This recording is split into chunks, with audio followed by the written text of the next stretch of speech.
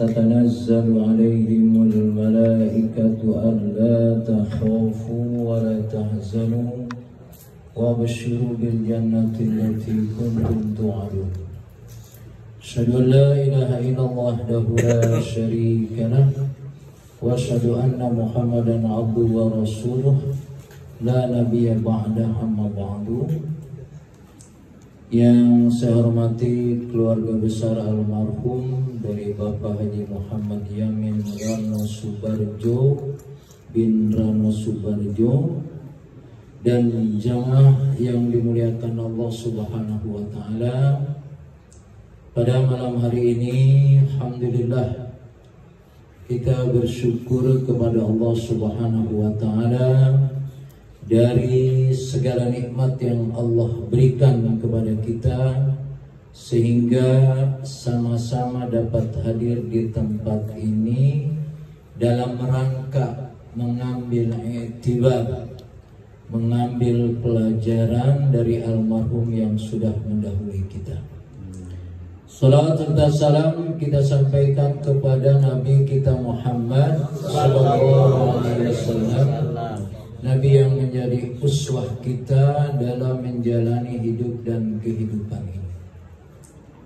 Jamaah yang dimuliakan Allah Subhanahu wa Ta'ala, malam hari ini kita mengingatkan diri kita atas almarhum Bapak Muhammad Yamin yang sudah mendahului kita.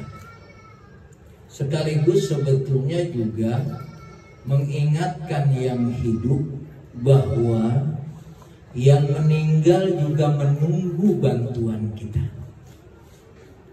Jadi sebetulnya kematian seseorang itu adalah ada saling. Jadi kalau sekarang kita masih hidup ini, kita kenal seseorang, ini kira-kira orang ini bisa nggak diajak kerja sama sama saya? Urusannya bukan kerja sama urusan dunia saja. Besok kira-kira kalau mati dia duluan atau saya duluan? Oh, Bapak duluan. Gitu ya. Kalau saya duluan, kira-kira dia doain saya apa enggak? Nah, itu dia. Jadi hubungan yang meninggal dengan yang hidup ini tidak akan pernah terputus. Cuma kematian ini seringkali kita rada susah ngingetinnya. Padahal setiap hari kita mati, ya kan? Dan kita bilang mati kan setiap hari. Bismika Allahumma ahya wa bismika. Alhamdulillah, bangunnya kita ingat lagi, ternyata masih hidup. Habis itu nggak ingat lagi tuh mati. Belas. Ya. Nah maka malam hari ini sebetulnya almarhum ini juga ngingetin, wabil khusus keluarganya. Karena bagaimanapun orang yang sudah meninggal itu membutuhkan kiriman dari orang yang hidup. Makanya jamaah yang dimuliakan Allah Subhanahu wa Ta'ala, kita berbuat baik ini bukan hanya untuk diri sendiri. Wabil khusus ketika orang tua kita sudah meninggal, dan sebetulnya tidak mungkin kita ini lupa mati.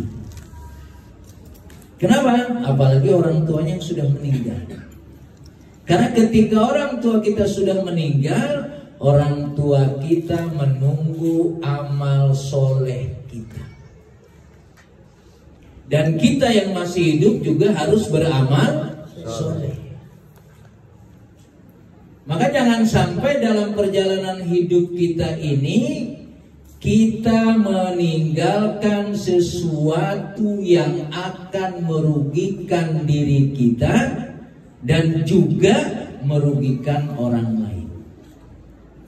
Maka ada yang disebut dengan sunnah hasanah. Bapak-bapak yang membangun Masjid Kuba dengan segala aktivitasnya, itu mudah-mudahan menjadi sunnah hasanah.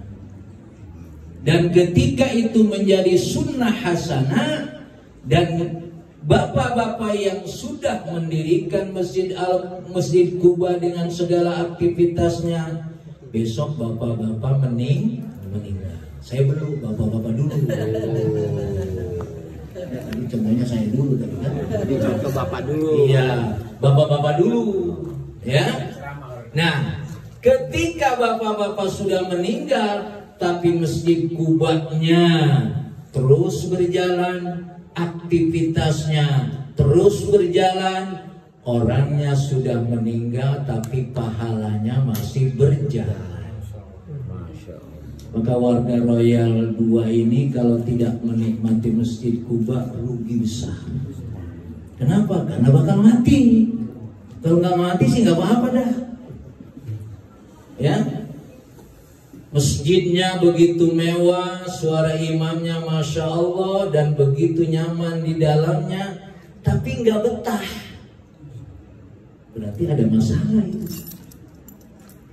Karena masjid itu tempat yang terbaik, tempat mengingatkan diri kita kalau kita ini bakal berakhir di masjid. Sebenarnya kalau saya tanya orang meninggal itu afdolnya disolatin di masjid atau bukan di masjid? Ya. Apa? Masjid. Orang meninggal, ya, kemudian dia disolatkan, afdolnya di masjid atau bukan di masjid? Kalau bicara afdol sebetulnya bukan di masjid. Karena kalau di masjid orang lewat nggak tahu kalau ada yang meninggal. Syiar. Kita sementara ini kesannya afdolnya di masjid. Dalam kitab fikih sunnah dalam bab janaiz begitu. Cuma memang untuk kita mengakhiri perjalanan nanti jangan sampai masjid dilupakan. Kan orang meninggal mestinya syiar. Siapa yang meninggal? Kalau di jalan sana disolatin seseorang. Di jalan? Iya. Sholatin di jalan? Iya, di jalan. Ya, di lapangan atau di mana lah, bukan di masjid. Paling tidak orang melihat. Sama dengan sholat Idul Fitri, Idul Adha. Lapangan. Di mana yang utama? Lapangan. Bundaran. Iya. Itu syiar. Tapi sudah tentu ini belum menjadi sunnah kita. Kita lebih menikmati atau membiasakan sholat jenazah di masjid. Maka jamaah yang dimuliakan Allah Subhanahu wa Ta'ala, masjid ini harus menjadi tumpuan hidup kita. Karena tadi saya bilang di situ ada sunnah-sunnah hasanah yang perlu kita buat sedemikian rupa. Karena kita bakal meninggal. Makanya Pak RW nanti yang belum demen ke masjid supaya ke masjid. Emang lu bakal mati kok agak demen ke masjid? Ingetinnya ke mati aja. Emang cuma ngingetin mati ada susah. Ya. Padahal indikasi-indikasi mati itu ada. Contoh dari sisi umur. Berapa umur orang yang meninggal? Kata Rasulullah, a'maru ummati baina sittina wa sab'in. Umur umatku kata Rasulullah itu antara 60 dan 70. Itu dari sisi angka udah jelas kan? Ini angka beneran, ini bukan angka bohong. Jadi kalau kita sudah 60 tahun belum mati, apalagi kurang sehari, berarti besok. Kalau kita melihat hadis secara pemahaman kita dari sisi umur, ini enggak. Dia aja 70 tahun belum mati, masa belum mati dulu. Saya baru 50 Ustaz. 50? Ya. Berarti ya 10 tahun. Ya. Walaupun kemarin tetangga saya 49 tahun lebih. Kurang sehari meninggal. Ada tetangga saya.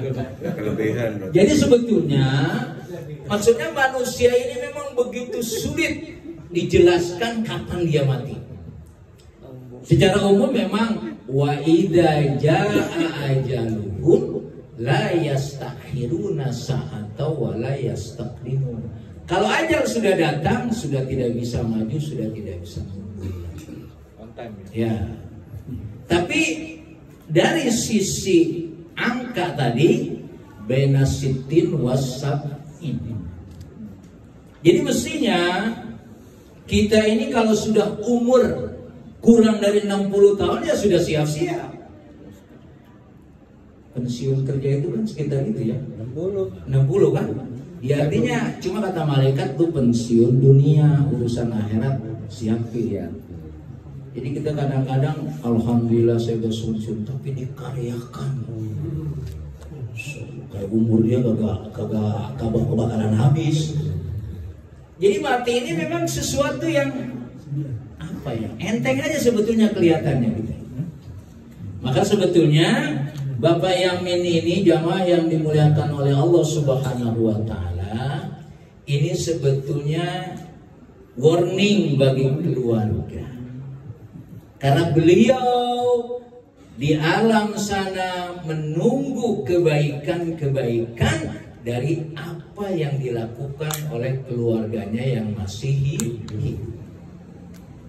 Maka kata Rasulullah, wala tu'du amwatakum. Jangan kamu sakiti orang yang sudah meninggal. Bagaimana kita memahaminya? Orang sudah meninggal kan dianggap selesai. Lah, belum. Terutama kepada keturunannya. Makanya ada disebut dengan waladun saleh. Waladun saleh yad'ulah. Harapan manusia yang sudah meninggal itu kan adalah berharap keturunannya yang soleh tadi. Karena anak yang soleh tadi akan menjadi pahala yang terus berkelanjutan. Lalu kenapa Rasul mengatakan walatudu, jangan kau sakiti orang-orang yang sudah meninggal?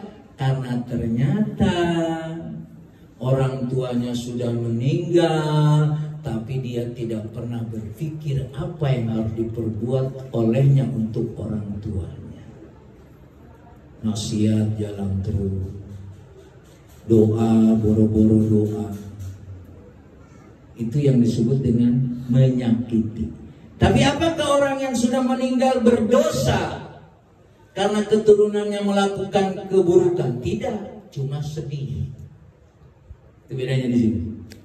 Kalau keturunannya melakukan kebaikan tadi waladun soleh, orang tuanya yang sudah meninggal dia mendapatkan pahala kebaikan anak yang soleh. Tapi kalau anaknya melakukan keburukan, kejahatan dan apapun yang menjadikan dosa, orang tuanya cuma sedih doang. Nah, inilah yang harus kita jaga. Makanya untuk memotivasi kita, wabil khusus orang tuanya yang sudah meninggal, kita melakukan kebaikan bukan buat diri kita saja. Karena kita tidak mungkin menyakiti orang tua kita. Terdengar suara adzan, orang yang di kuburan dengar nggak suara adzan?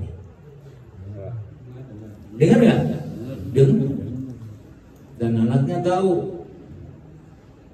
Terdengar suara adzan, bukan bersegera ke masjid, malah dia tidak bersegera ke masjid. Itu contoh yang gampang. Karena ini menjelaskan gini susah memang, yang ngerasain udah meninggal. Kalau bapak nggak percaya pengen buru-buru ya coba. Iya, buru-buru dah.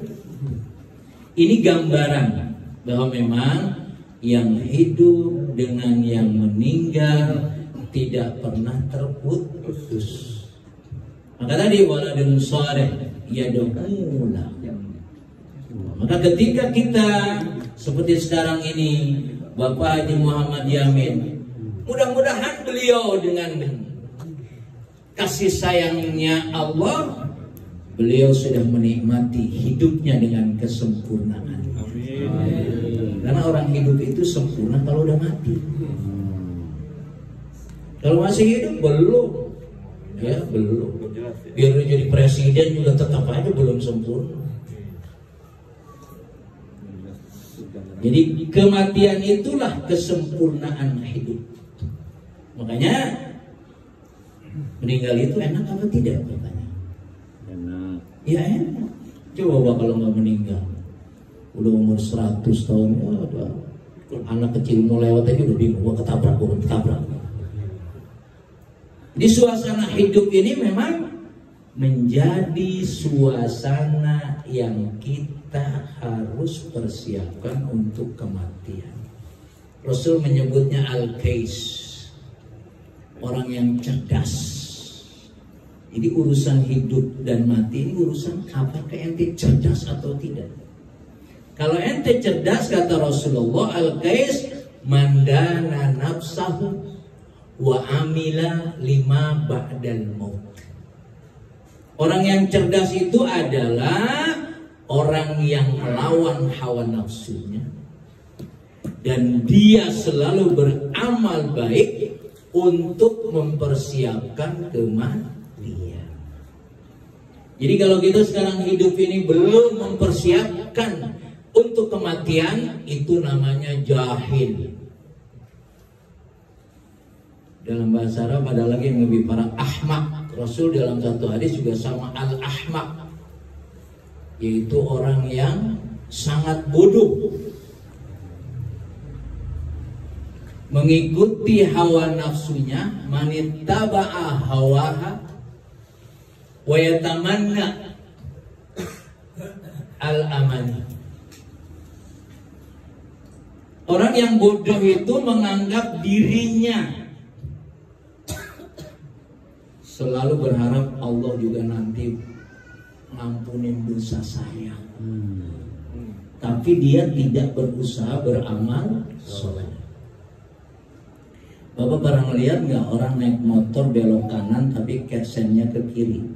Nah, ibu-ibu. Ya, saya tidak bilang ibu-ibu, pernah lihat nggak? Ya. Ketika orang naik motor belok kanan sen ke kiri, bahaya nggak ya?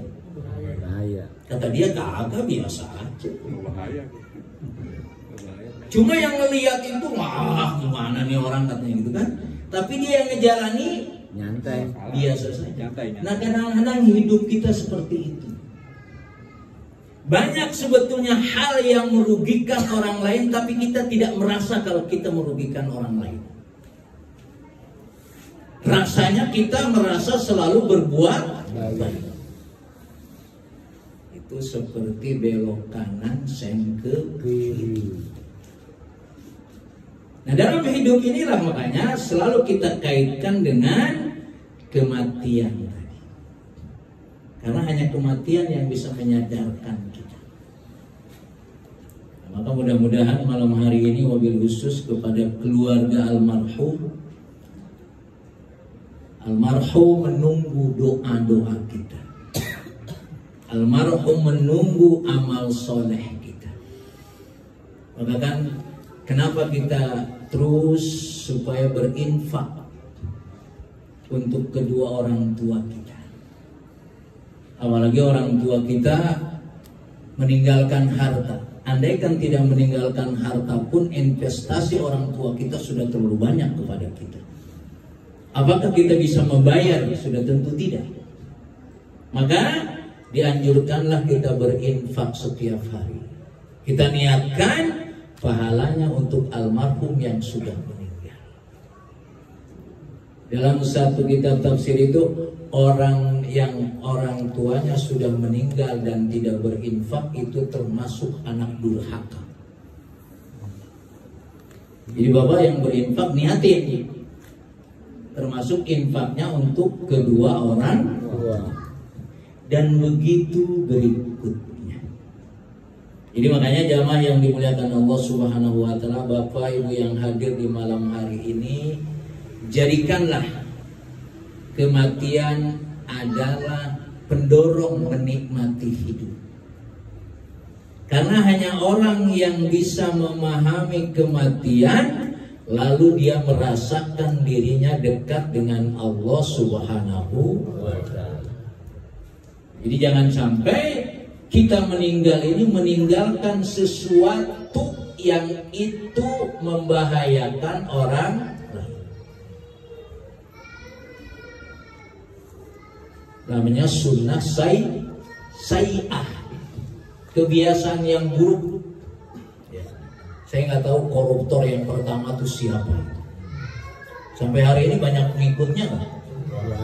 Dosanya luar biasa. Ya, ternyata setia lagi pengikutnya. Itu contoh sunnah sayyah. Pemilu yang curang dan curangnya dipelihara diikuti, itu dosanya terus menerus. Ya, atau apapun, kembali kepada diri kita. Seberapa keburukan yang pernah kita lakukan itu jangan sampai diikuti oleh orang lain. Kita pernah melakukan keburukan nggak? Nah, jangan sampai keburukan yang kita lakukan diikuti oleh orang lain. Yang harus kita perjuangkan adalah kebaikan-kebaikan, dan kebaikan itu berharap diikuti oleh orang lain. Itu pahalanya terus mengalir. Ini peringatan buat kita, sekaligus adalah kita juga diingatkan apa yang harus kita lakukan untuk orang yang sudah meninggal. Mudah-mudahan antum rindu meninggal ini, mati ini rindu. Ya Allah, rasanya Masjid Kuba sudah kita bangun, suasana sunnahnya sudah kita bangun. Jadi jangan sampai justru melihat Masjid Kuba kosong. Sekarang kan ramai nih ya. Rasanya ninggal juga enak juga Pak Rahman ya. Coba besok kalau besok tahu-tahu jamaahnya kosong, sebaris aja gak nyampe ini.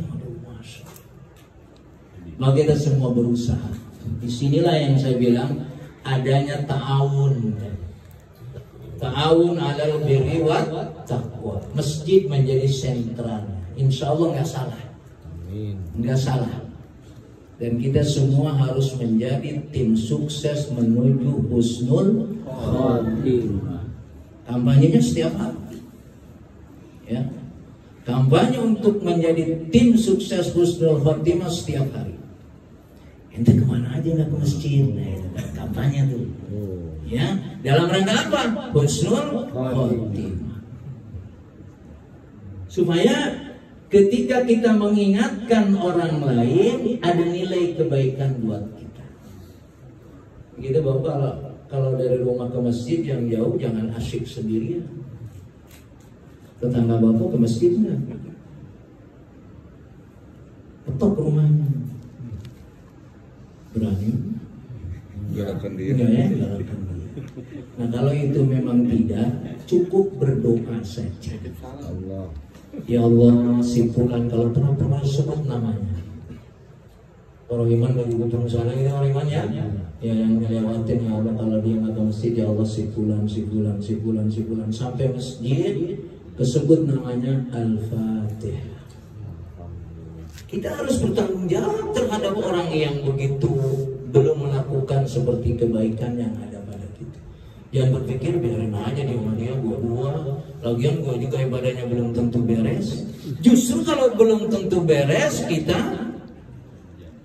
mengajak yang lain supaya lebih sempurna.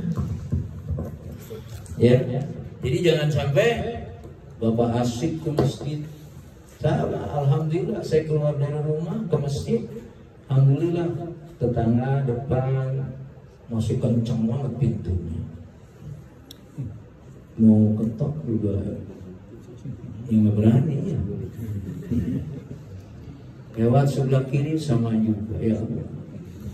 Akhirnya tadi tuh sambil jalan ya Allah sifulah sampai menjelang masuk masjid Al-Fatihah, supaya Karena hanya Allah kan yang bisa membimbing mereka kan, ya kan?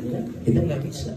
Nah, maka mudah-mudahan malam hari ini kita memang belum menjadi orang yang baik, berusaha jadi orang yang baik dan terus menjaga kebaikan kepada orang lain. Maka ada aktivitas di masjid, ta'lim. Ya, walaupun ngantuk-ngantuk hadir aja dulu lah.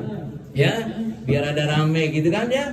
Supaya aktivitas yang kita dapatkan di masjid ini bukan hanya untuk diri kita, juga untuk orang lain.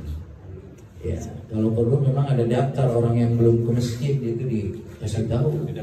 Iya, kasihan. Sekarang dia mungkin tersinggung gitu kan, tapi besok.